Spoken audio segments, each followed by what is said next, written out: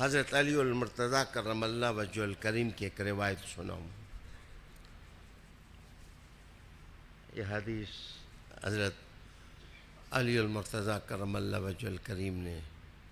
روایت کیا کہ جو شخص آیت الکرسی روز تلاوت کرے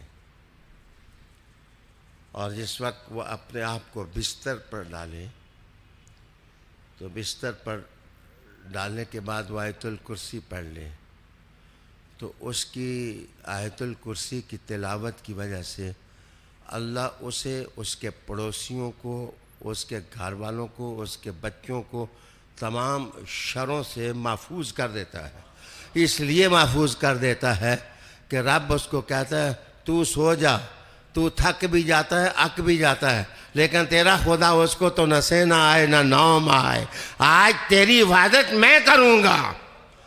مصطفیٰ کا خدا کتنا رحیم و رحمان ہے